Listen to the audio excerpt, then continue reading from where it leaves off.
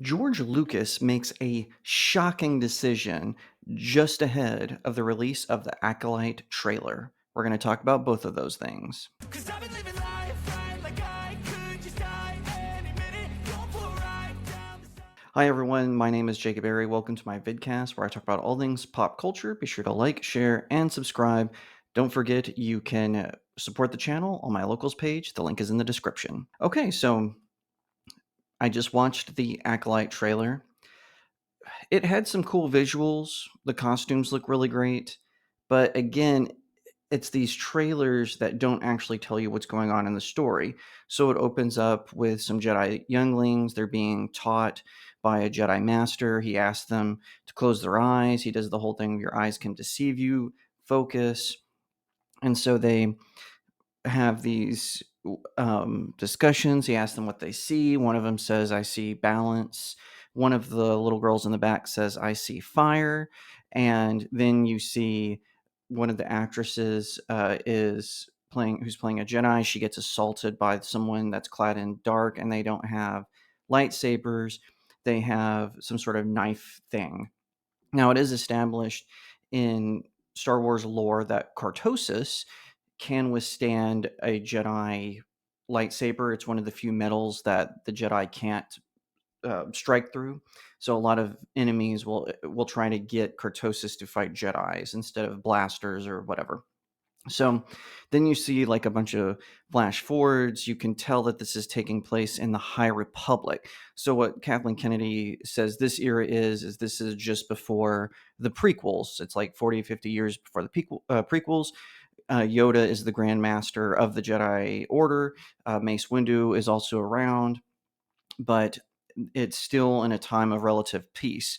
Well, they mention that someone is going around and killing Jedi, and they don't understand why. And you see all of these different people fighting the same enemy, it looks like.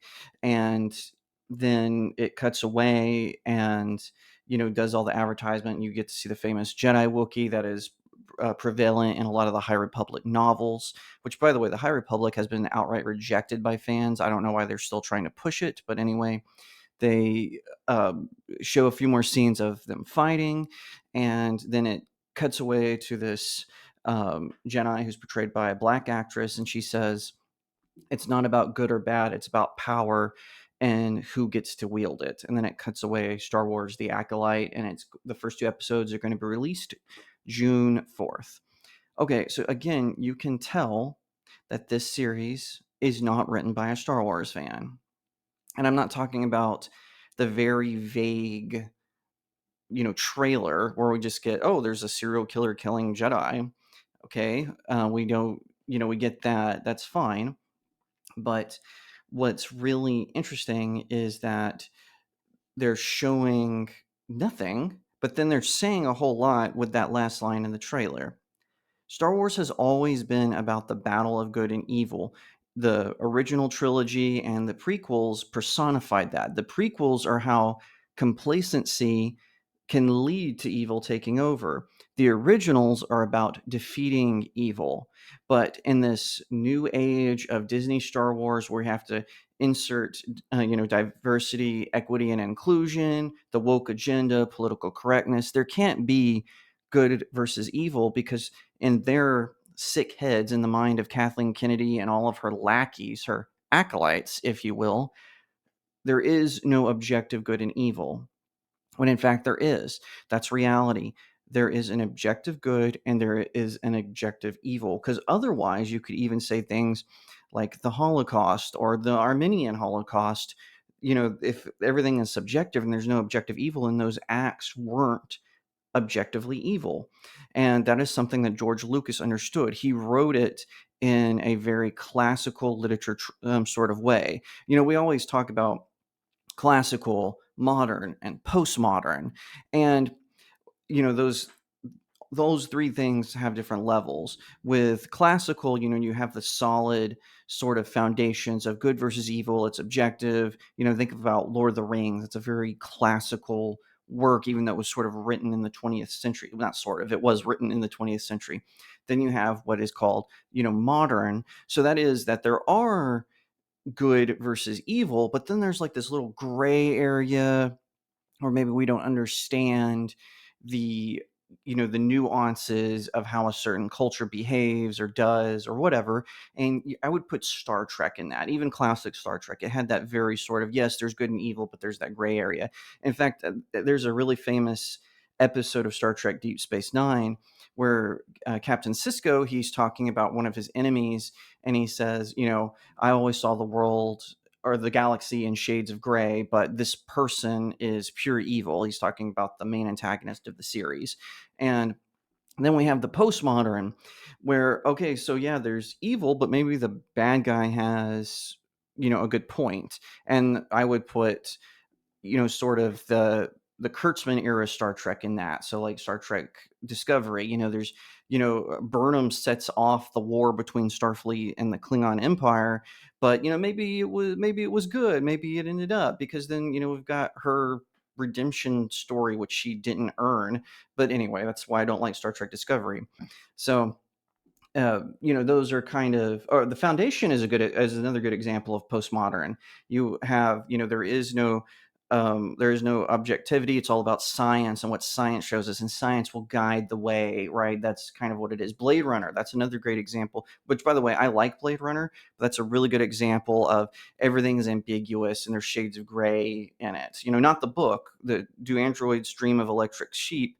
That is it's modern, so there is good and evil, and there's that shade of gray area. But unlike the film Blade Runner, and certainly the sequel Blade Runner 2049, there's definitely this ambiguity. Another reason I don't like Zack Snyder's um, DC universe, it's very postmodern in how it portrays its superheroes. There is not really any solid good or solid evil. It's just all in your perspective. So I'll have to do an analysis of that sometime. And you definitely see that the Acolyte is going that direction.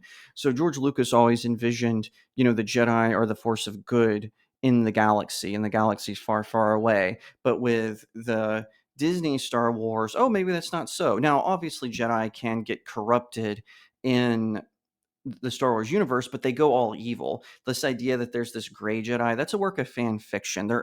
George Lucas stated plainly there is no such thing as a gray Jedi. You're either a Jedi, you're either a lost Jedi, which is kind of what Ahsoka was, or you're a Sith. There is no in between gray Jedi that's just sort of this vigilante going around. That's not how it works. But in stories like the Acolyte, that's what we're going to have. We're going to have this postmodern. There is no good. The Jedi are just abusing their power, and they have this monopoly on it. And it's really a shame too, because as I teased earlier, George Lucas has sided with Bob Iger in the proxy war going on at Disney. At first, there were rumors that he was going to help Nelson Peltz, who's trying to do the hostile takeover of Disney because he says it's not profitable, and and that George Lucas was helping Peltz, not Iger, because Iger had betrayed him when Disney bought Lucasfilm. Because originally it was supposed to be similar to how when Disney bought Pixar, where John Lasseter got that kind of sweetheart deal and he's still overseeing things. He was still kind of the CEO basically of Pixar. Of course, they used a very vague Me Too allegation to get rid of him, and now we don't even know the name of the Pixar guy. George Lucas was supposed to get a similar deal to Lucasfilm, but they betrayed him and put Kathleen Kennedy as the figurehead in charge, and she's just been running Star Wars into the ground. If I could wager an opinion about why I think George Lucas is signing with Bob Iger, I think Bob Iger promised him something. Don't forget, George Lucas referred to Disney as white slavers. He said, I feel like I sold Star Wars to white slavers. So the fact that he would sign over this tells me one of three things.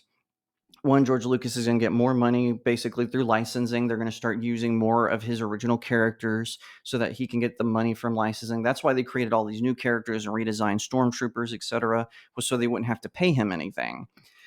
Two, his movies are going to finally get made because he had sort of an idea for official sequels to Star Wars. So maybe those are going to get made. Maybe he just doesn't return to direct them. He just oversees them and does the story. Or three, they're going to let him either come back in charge or he's going to or he's going to pick a different successor, and they're going to get rid of Kathleen Kennedy. We've been hoping Kathleen Kennedy would be get rid of some time. There's always rumors coming out. I've talked about it, and I've said they are rumors, but however it turns out, I think this was a bad decision. I think the Acolyte looks vague and boring, similar to how the Book of Boba Fett came out. It's going to be very vanilla, very bland. I have a feeling it went through a lot of patchwork in the editing room. I think we're going to see that is very plain. That's what's similar happened to Miss Marvel. Miss Marvel apparently was way different than the released product, and they did that. They went from trying to turn it into the serious sort of superhero drama into sort of a teen show because they just had to patch it up together because the test audiences hated it. With the Acolyte, there were rumors that it wasn't even finished, that Leslie Headland, who, by the way, I know people don't like it when I say this, but this is just a fact. Leslie Headland, who's the showrunner for The Acolyte, she was Harvey Weinstein's personal assistant for a year, and then she worked for Miramax a further 3 years. She did nothing to help his victims. And don't start of, she was a victim too. No, by her own admission, Harvey Weinstein never made her a victim. Later, when it became politically expedient, she kind of bashed him a little bit. He was so hard to work for. Yeah, that's how I've had bosses that are hard to work for. That's just life. But she is the Harvey Weinstein connection to this. And the fact that even Bob Iger, as politically inept as he is, that he would allow that to happen just shows what a moron he is. It's time for Bob Iger to go. I think that the Harvey Weinstein impression will be everlasting, like it has been on Meryl Streep, like it has been for Ben Affleck and Matt Damon and Quentin Tarantino, and certainly for Leslie Headland, who, by the way, called Harvey Weinstein cool in 2012. Oh yeah, sure. In 2018 when he was arrested, then the bashing started. But yeah, no worry about the victims at that time. Just absolutely preposterous that this woman is allowed anywhere near a TV or movie set. This is just more Hollywood corruption, more corruption at Disney, just starting all over again. I cannot believe that Leslie Headland is given a Star Wars show. The entertainment industry is rotten. And the fact that this woman who was basically Harvey Weinstein's sidekick for a year, who did his bidding for 3 years at Miramax, who she fawned over and said, he was the only one who believed in me. He was the reason I became a writer. Yeah, spare me all of the freaking lectures. She knew, Quentin Tarantino knew, Meryl Streep knew, Oprah knew, Ben Affleck knew, and Matt Damon knew. You cannot convince me otherwise. They knew what he was up to. They knew what a criminal he was. And now, does that mean, they should be blacklisted and banned and all this? They didn't do anything criminal, but they certainly should not get a pass on anything after that. We have the freedom of speech to criticize them for their complacency at the best and outright cover up at the worst. And you won't convince me otherwise.